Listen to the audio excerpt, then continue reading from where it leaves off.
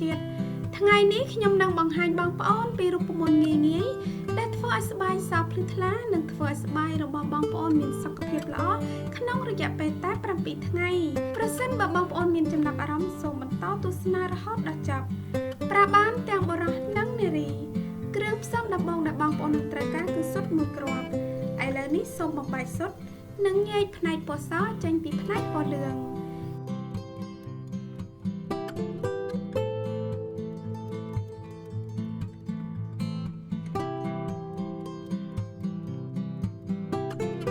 យើងនឹងប្រើស៊ុតផ្នែកពណ៌សសម្រាប់រូបមន្តនេះគ្រឿងផ្សំបន្ទាប់ដែលបងប្អូននឹងត្រូវការគឺអំពិលទុំ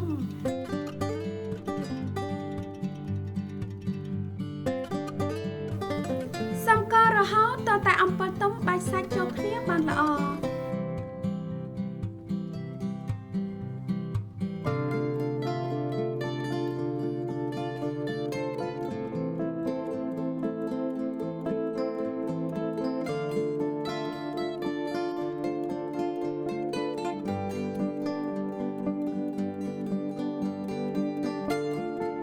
ឥឡូវនេះសូមដាក់ទឹកក្រូចឆ្មាចំនួន2ស្លាបព្រាបាយ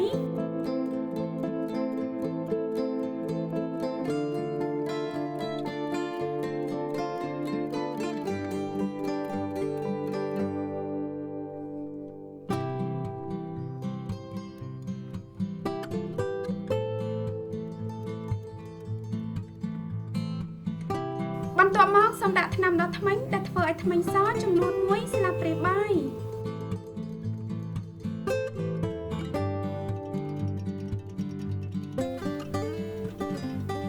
តាមរយៈការលាយគ្រឿងផ្សំទាំងអស់នេះបញ្ចូលគ្នា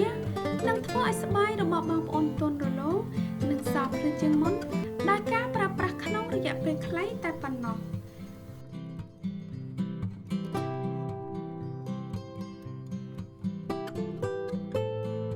គ្រឿងផ្សំចុងក្រោយដែលបងប្អូននឹងត្រូវការគឺស្ករសចំនួន3ទៅ4ស្លាបព្រាបាយ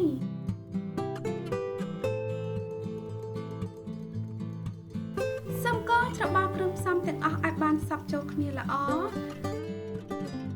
រូបមន្តដែលជួយធ្វើឲ្យស្បែកភ្លឺថ្លារបស់យើងគឺបានរួចរាល់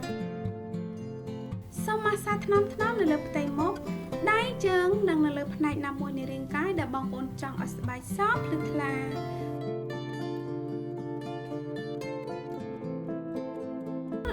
សូមទុកចោលរយៈពេល15ទៅ20នាទី